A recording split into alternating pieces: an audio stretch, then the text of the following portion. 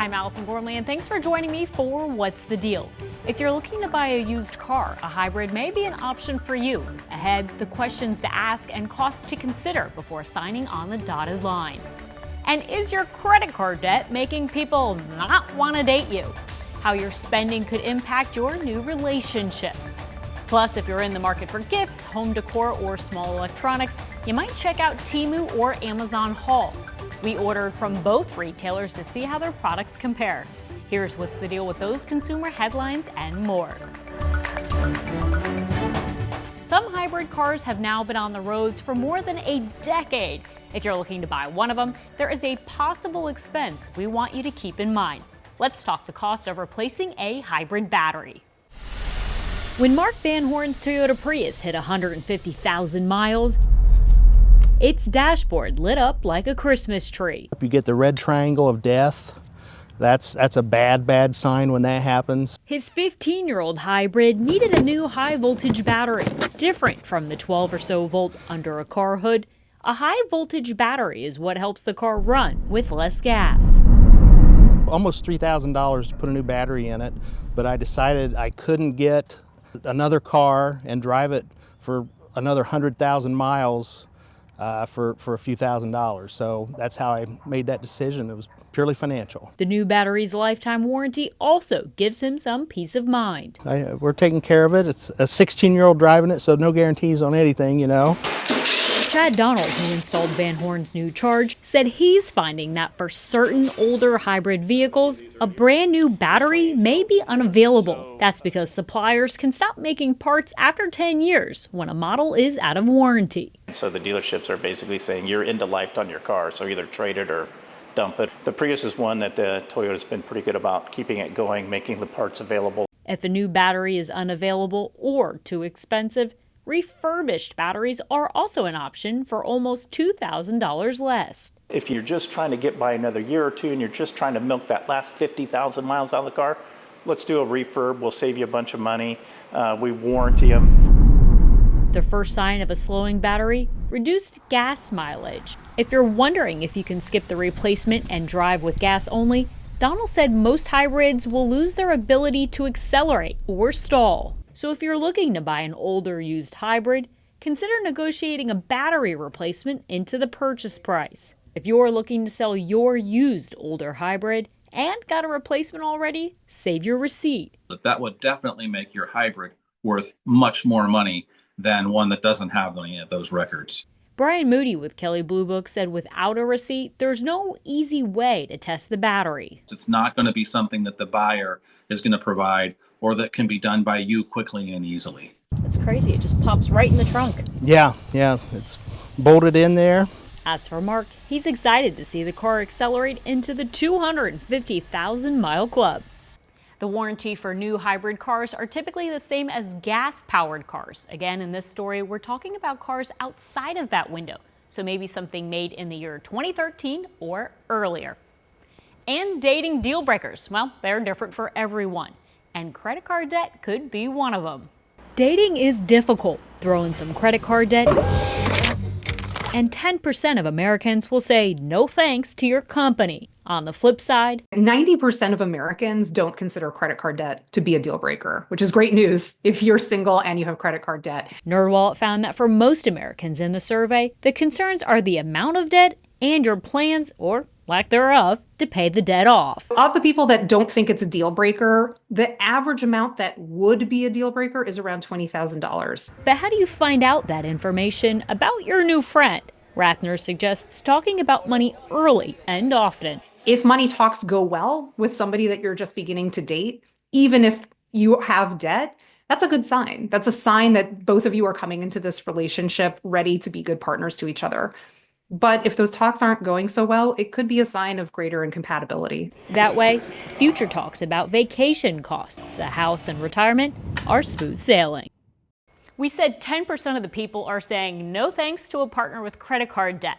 For people ages 18 to 43, that number goes up a little bit. For people ages 44 to 78, it slightly decreases. Well, your diamond ring or gold watch are small but mighty when it comes to cost. That's why some jewelry pieces should probably be insured. Here's how to consider the coverage. Jewelry is something easy to lose and easy to lift. That's why it's important to consider protecting your purchase with jewelry insurance. Having a separate policy, this ensures full protection for these high valuable items that you're purchasing. Otherwise, your homeowner's policy may cap at around $1,500 or come with exclusions.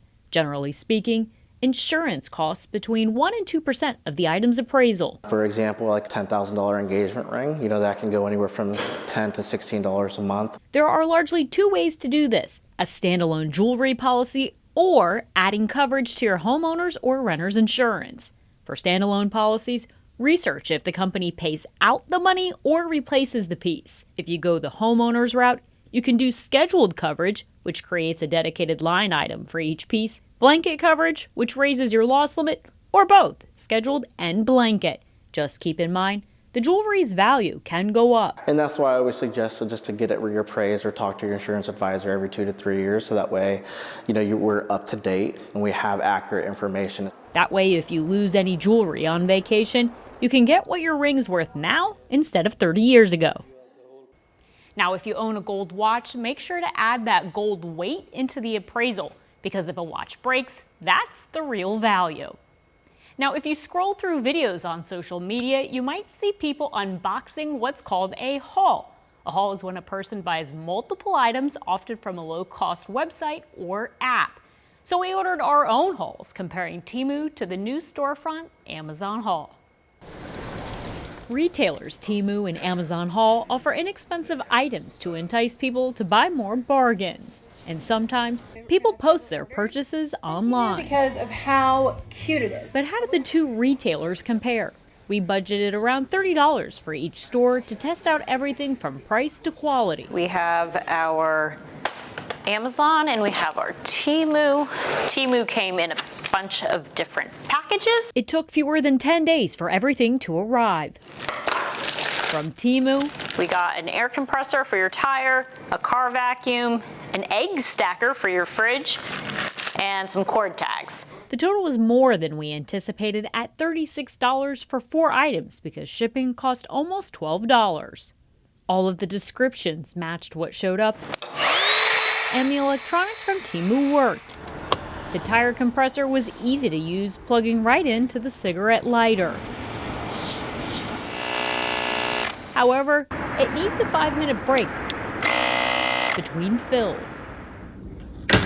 Some eggs did get a little stuck in the egg stacker, but it does save space. From Amazon Haul, which is only available through the Amazon app, we got 12 placemats, stickers, What all the influencers have now. a headband, satin pillowcases, party favor bags, and a pillow cover. The total was less than we anticipated at $16 after shipping was waived, and we received an unexpected 60% off coupon at checkout.